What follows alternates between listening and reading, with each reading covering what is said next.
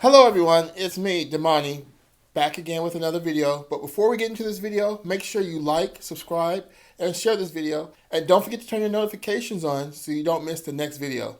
Today, we're here with Rene and Andrea from Coldwell Banker Alliance.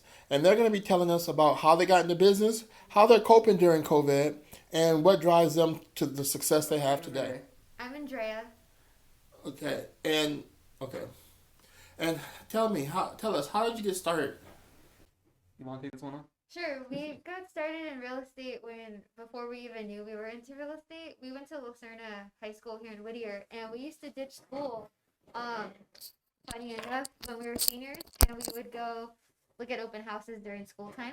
During school time? During school. So most people ditch and go like to the beach. You ditch and look at open houses. Yep. Yeah, we went to go and see the nice houses up here in Whittier. And La Habra Heights. So Right. always been local with real estate. And then we graduated high school, went to community college, and when we were like, why not pursue what we're interested in, which is real estate? Mm-hmm. Then we started looking into Like, what is a realtor? You know, how much should they make? You know, Mhm. what do they do? So we got into it. Well, you're getting ahead. Those will be the next questions. Oh.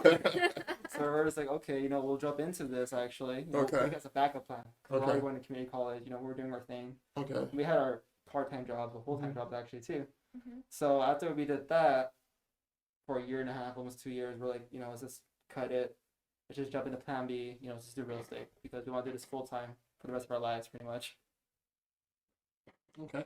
So what is the difference between a realtor and a real estate agent? So the difference between a realtor and a real estate agent is a realtor is a member of an association of realtors. And basically, if you're not a member where you pay your dues every year, you can't use the term realtor. You can. So it's marketing. It is. Are there any tangible benefits beside marketing to be a realtor? As far as being a realtor, what we call the board of realtors that Mhm. we're associated with, they offer classes, training webinars. There's also different benefits as far as like savings, like we have discounts at Office Depot and stuff like that. So it's association, like any professional association. Exactly. Mhm. Oh, I didn't know that. I thought it was more. I thought it was more something else to it beyond that. So are you guys real estate agents or realtors? Realtors. Realtors. Oh, both of you guys are realtors. Yeah. Oh, congratulations then. That's Thank a you. big deal. Okay, so what type of real estate do you sell and do you buy or do you focus on, or what's your specialty? Well, our specialty is residential all throughout Southern California, Mhm. primarily Whittier and surrounding, but we go as far as Murrieta. We have to. Oh, I used we to go live over. Really? hmm Wow. I used to live in Murrieta, Lake Elsinore. Oh. I own a nice. house in Lake Elsinore, actually. Oh, cool. Yeah. It's pretty out there. in It the is spring. pretty. It is pretty, but it's a lot of it's a dirt corridor. Yeah. A lot of dust. That's for sure. Yeah. So, in sales is hard. You have to build up a sales funnel. So, how did you guys start building your sales funnel, and how did you first start getting your first client? And even more curious to me and my audience is, tell me about your first sale. Oh, good questions. Yep.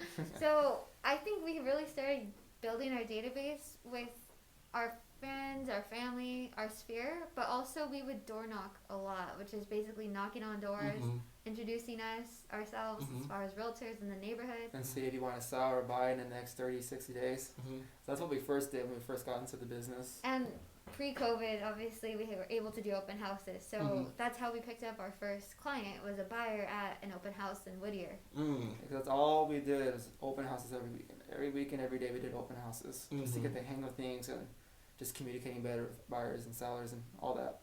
Mhm. So how do you? Okay, so there's another prominent. You guys are prominent with realtors here, and there's another. I'm not going to say his name. There's another prominent realtor here. Starts with an R. Okay, so how do you differ from him or them? Well, Well, the first thing I like saying with us, I mean, like, you're getting two agents for the price of one. Because you get me and you get Andrea, we both have different databases. And for the most part, you know, we're full-time. Some agents are only part-time. Mm-hmm. And they might have a huge team, but with us, you work with us directly. Mm-hmm. And we're communicating, you know, we always get back to our clients no matter what. Mm-hmm. And, you know, we take care of our clients. And even for the most part, we even take care of our clients' pets, bunnies, cats, dogs. We do it all. We do Do whatever it we all, can. huh? whatever we have to We do. go out of our way, you know, that's all we do. Okay, that's a great answer. So when you are interacting with a client, or when you're interacting with a new client, what are the things you look for in that conversation? How do you qualify them? The biggest the biggest thing is this motivation. Yeah. You know, Mhm. how motivated they are if they want to sell a house or they want to buy a house. You know, what their plans are. Yeah, some people their their motivation is they don't own a property, so they get screwed in taxes. So they want to own a house and write off their property And, property tax. Yeah, we deal with a lot of renters too. You know, they get tired of throwing the money down the drain, or for the most part they have problems at their complex where they get roaches. All the bad stuff that happens in And they want rentals. to buy a house. Mhm. And then we hope a lot of our sellers lately have been moving out of state. Mhm. And so What's the hot state?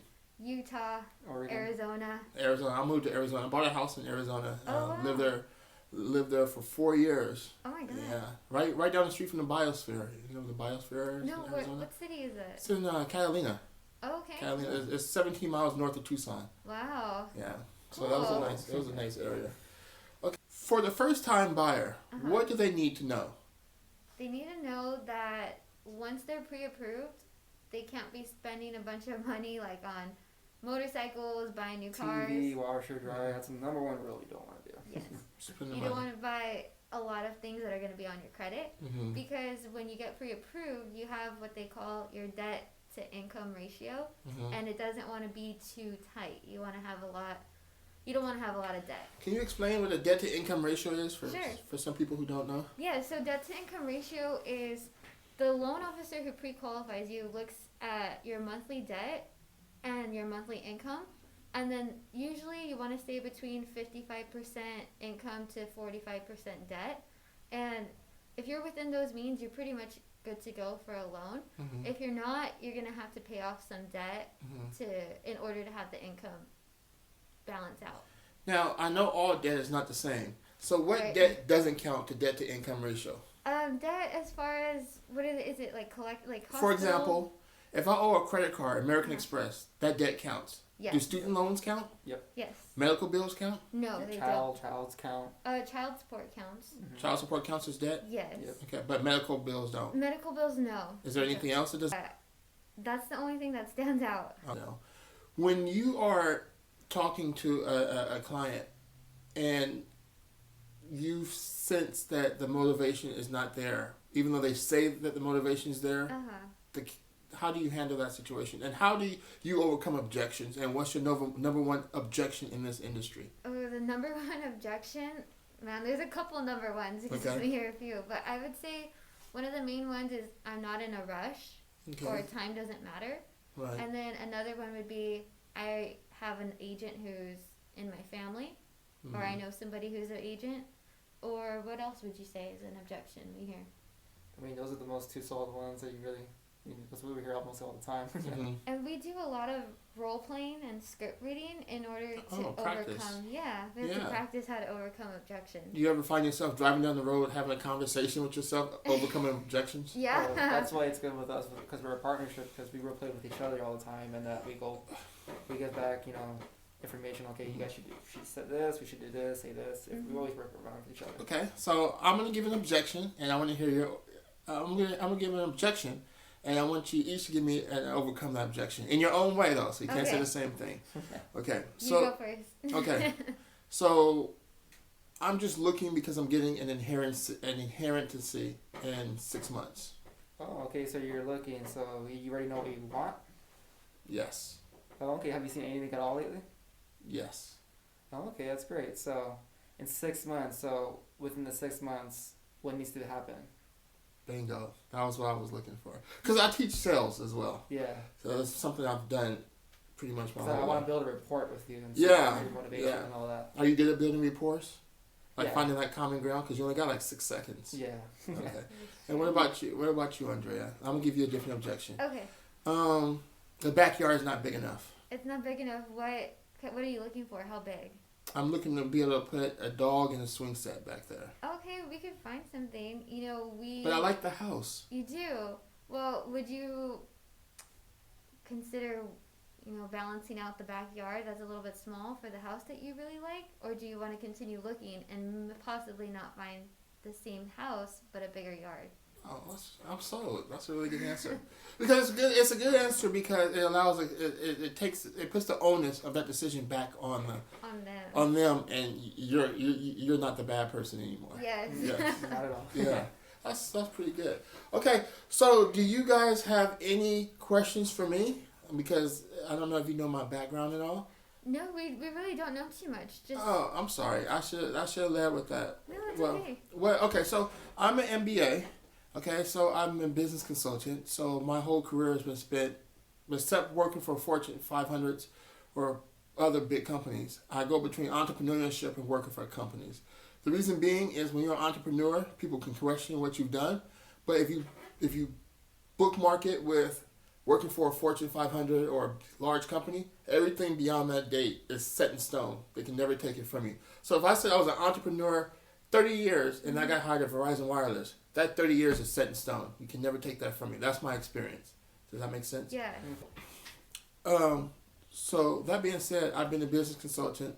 I teach sales. I teach how to market. Do you guys have any questions for me? You can make up some questions. You can just ask me any questions. You can just test my knowledge. You can say, no, I don't have any questions. Well, I'm trying to think because I know you said you owned a house. I've owned 3 houses. I own a house in Lake Elsinore, 3 Santa Cruz Way. I owned a house in Tucson, like I told you, 1 North Anchor Avenue, and I owned a house in Baltimore, but I forgot that address. Wow. Yeah.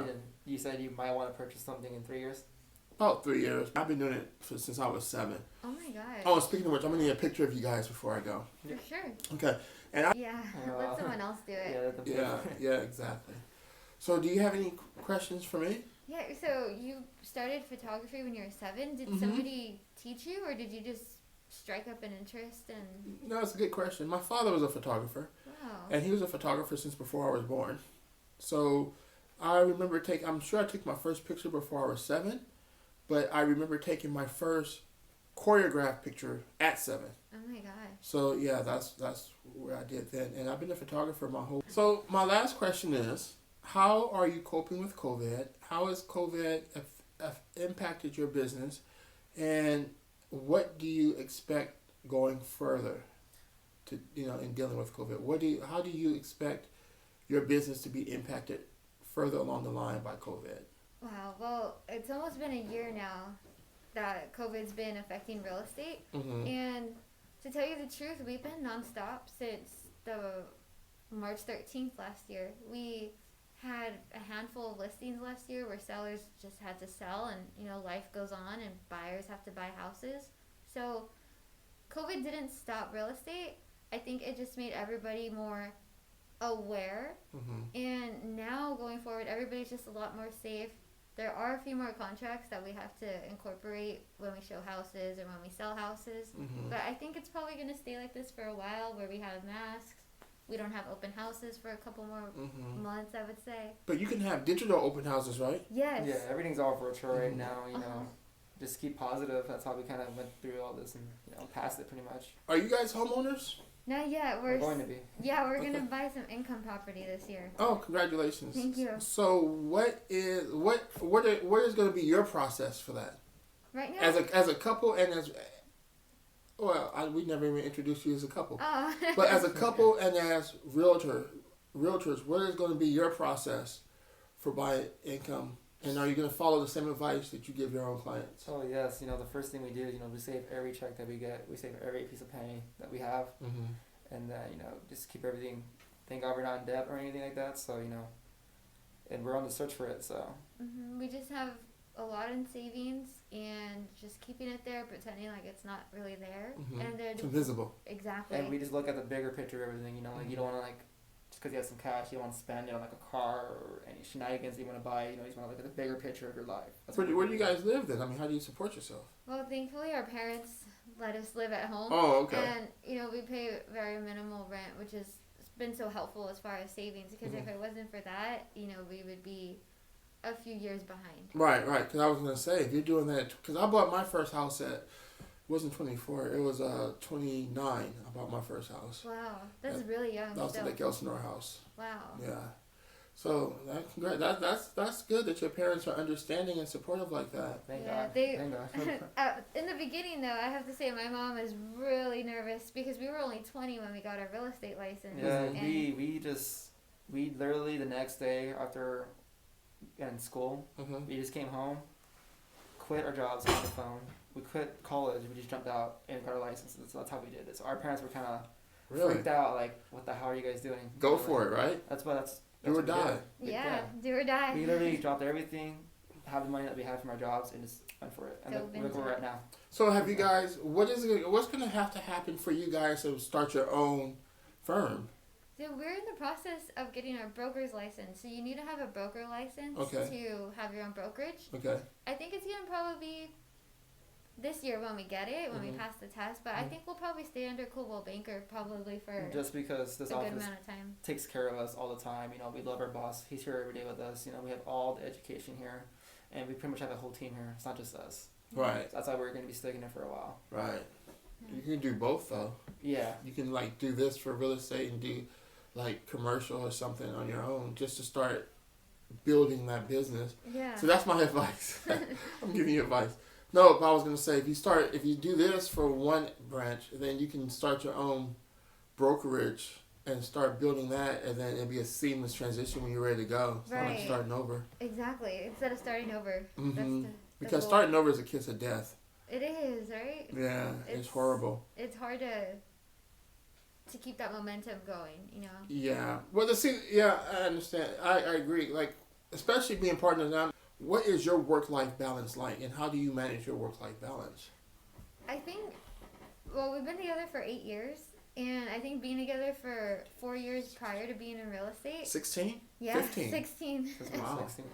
So, I So we think, know each other a lot in and out, and we started this business, you know, from each other. So we know how to work around each other. Not even work around, we know how to work together. That's for the most part, you know. I Mhm. think We don't butt heads. We don't do anything like that. We can't not stand each other. no, Mhm. I mean we're best friends at the end of the day, and I think that makes working together so easy. We compliment each other every time we do something good. You know, we always, how do you say, Compliment each other?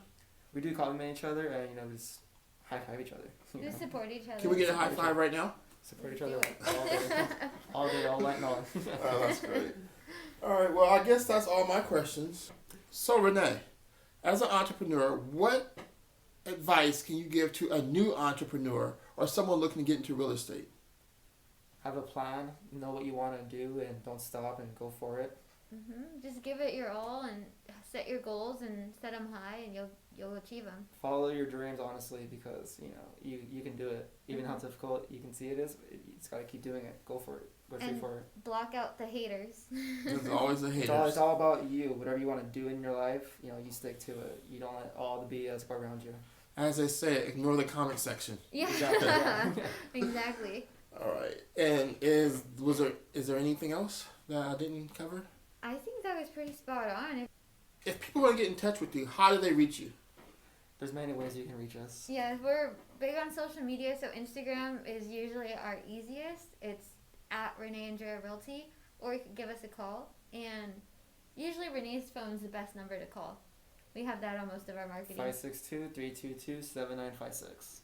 I answer anytime. Yeah.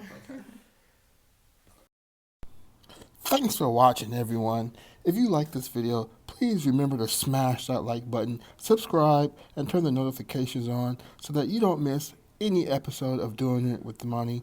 And remember, entrepreneurs out there, you don't have to do it alone anymore when you can do it with the money. Thanks for watching.